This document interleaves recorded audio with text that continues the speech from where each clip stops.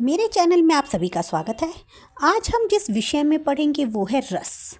रस की परिभाषा, रस के अंग और हम इसके भेदों के बारे में बात करेंगे। अगर आपने मेरे चैनल को अभी तक सब्सक्राइब नहीं किया है तो प्लीज़ आप इसे सब्सक्राइब कीजिए। आप मुझे इंस्टाग्राम, टेलीग्राम और व्हाट्सएप पर भी फॉलो कर सकते हैं। तो शुरू करते हैं। रस किसे कहते हैं?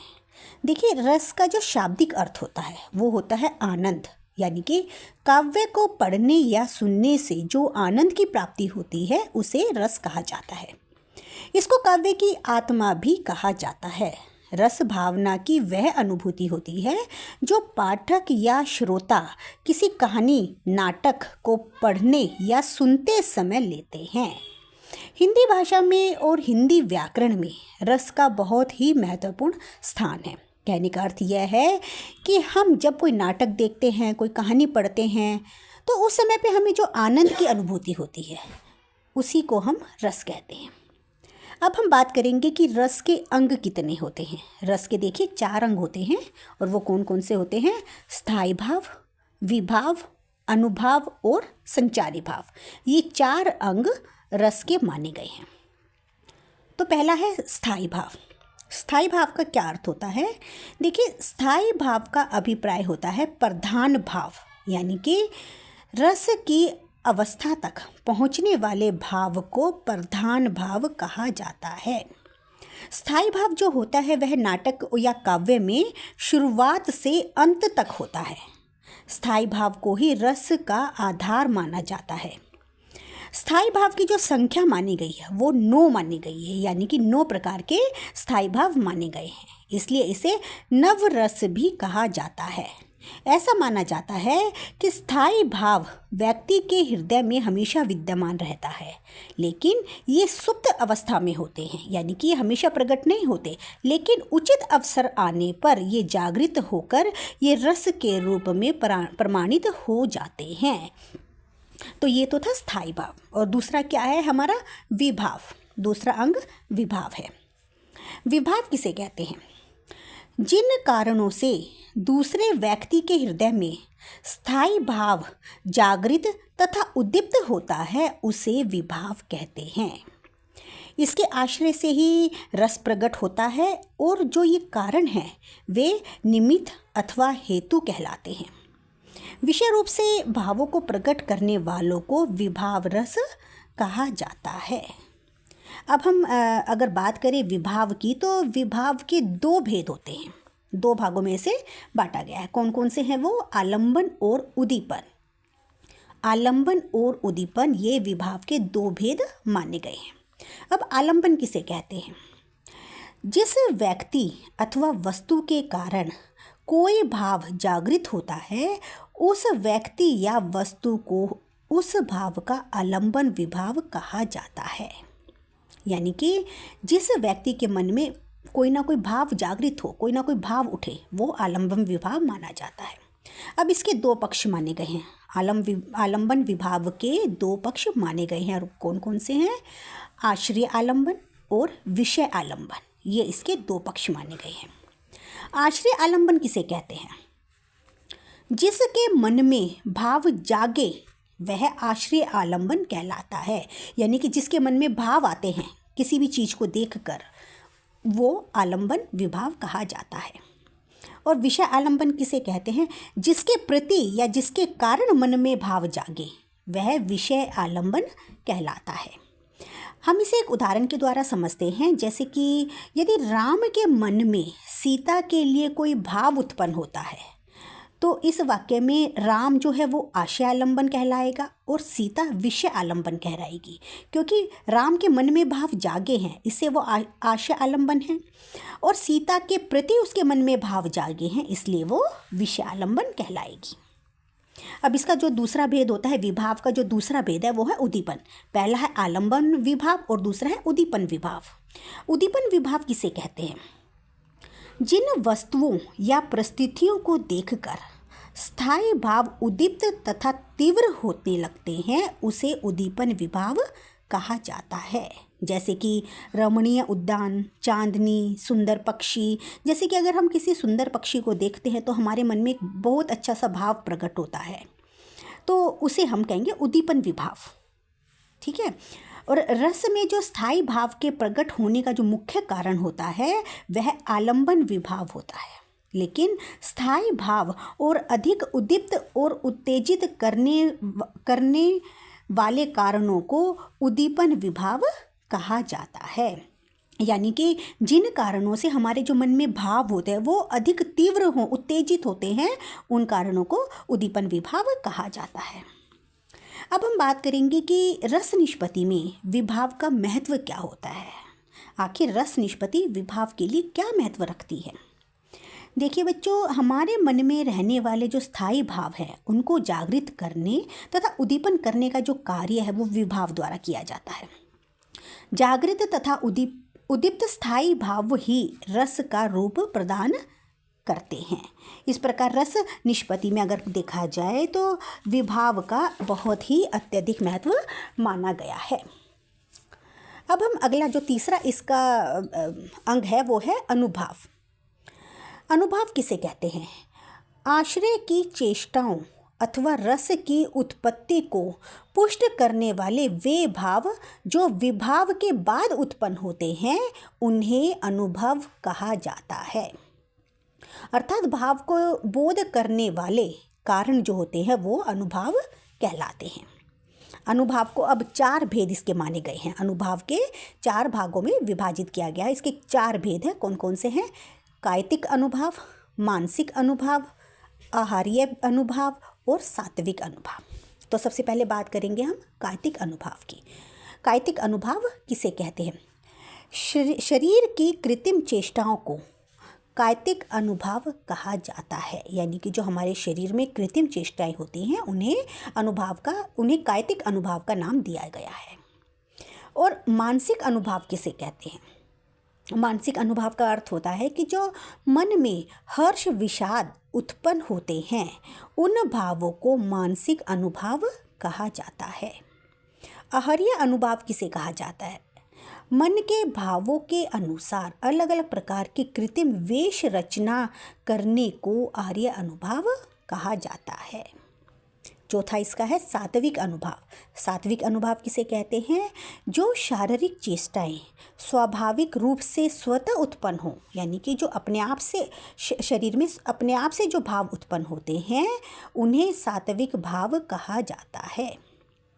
अब बात करते हैं कि रस निष्पत्ति में अनुभावों का क्या महत्व होता है।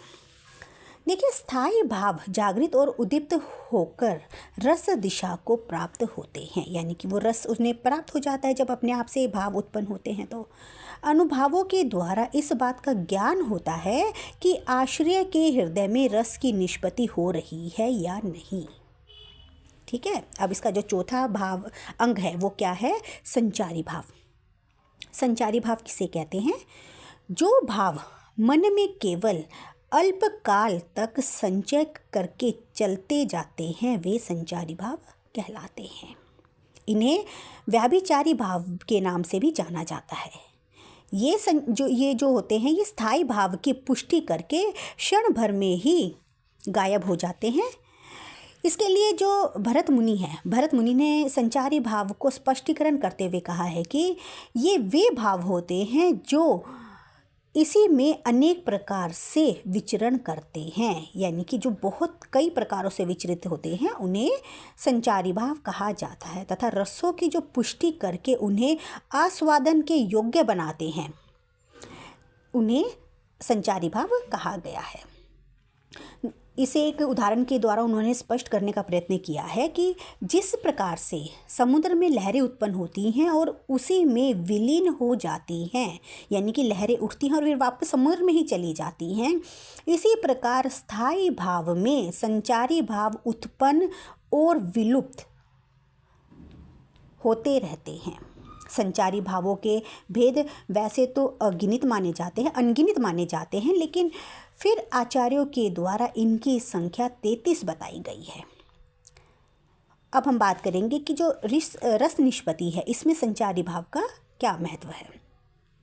देखिए, जो संचारी भाव स्थायी भाव को पुष्ट करते हैं, जैसा कि ऊपर बताया गया है, वे स्थायी भावों को इस योग्य बनाते हैं कि उनका आस्वादन किया जा सके।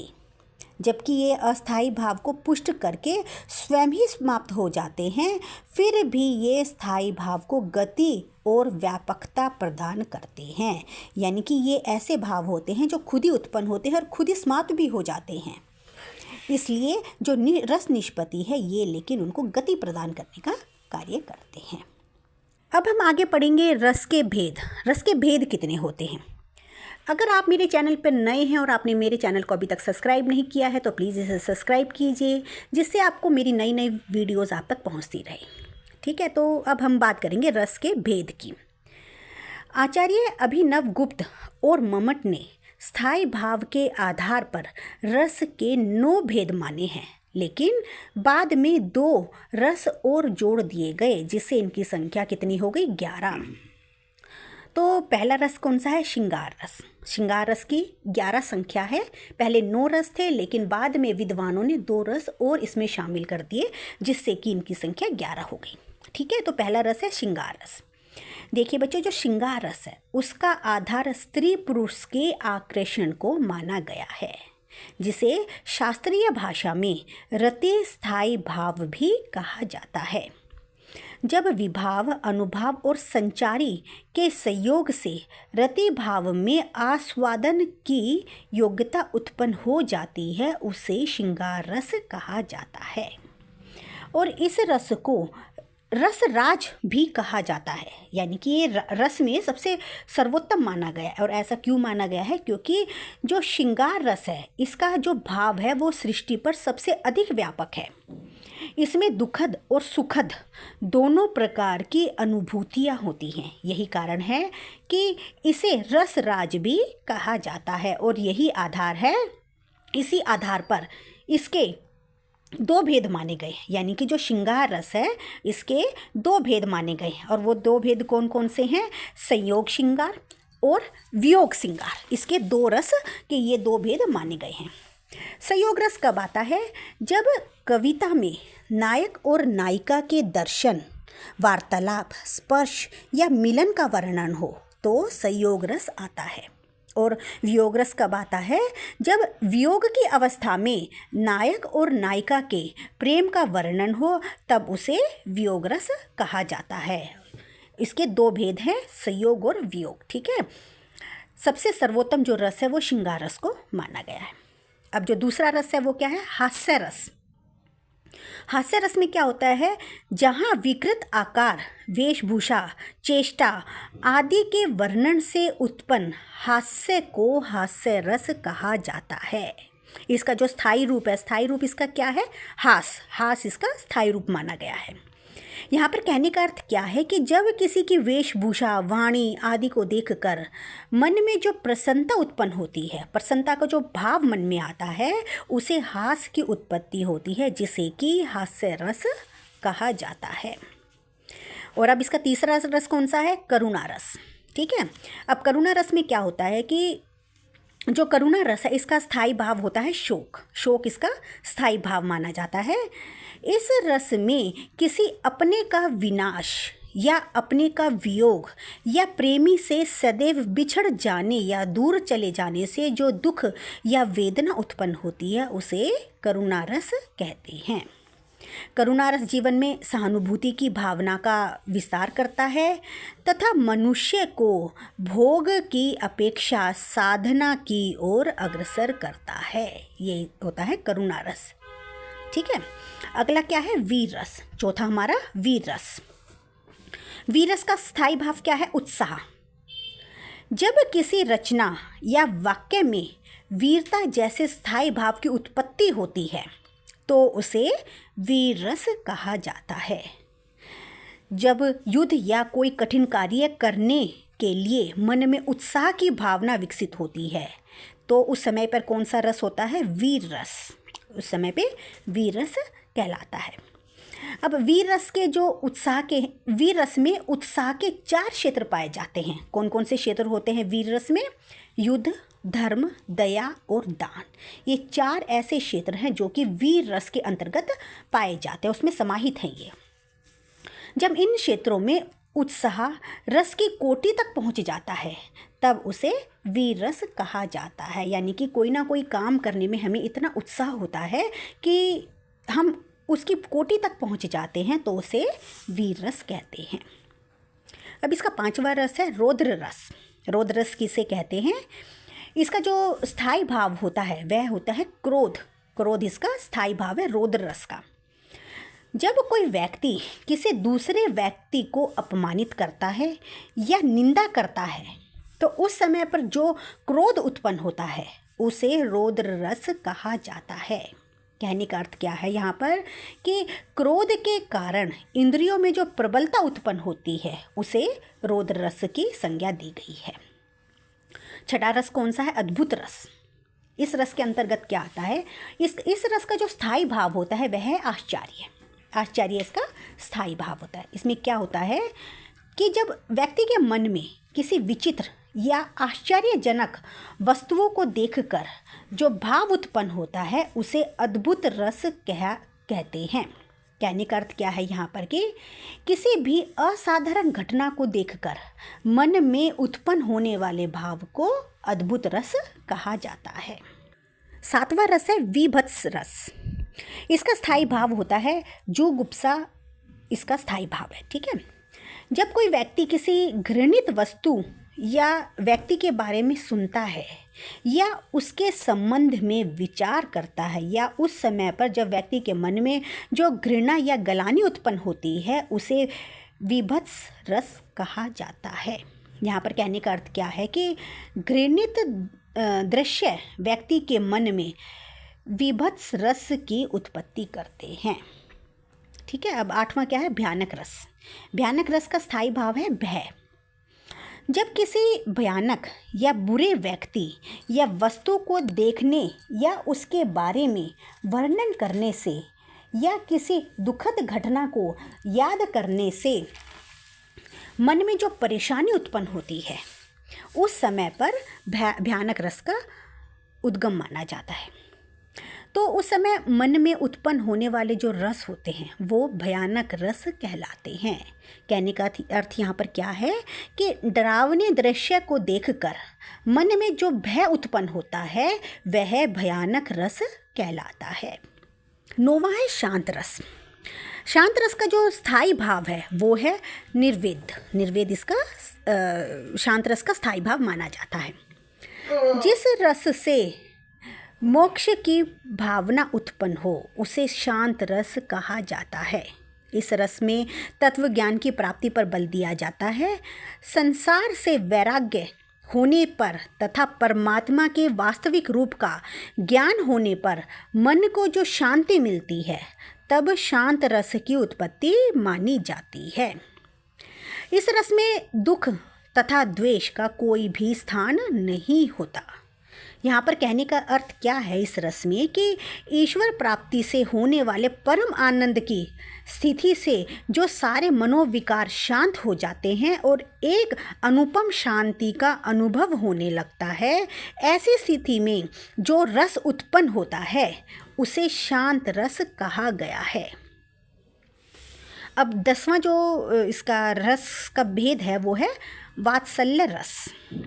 इसका जो स्थायी भाव है, वात्सल्य रस का जो स्थायी भाव है वो है अनुराग यानी कि प्रेम।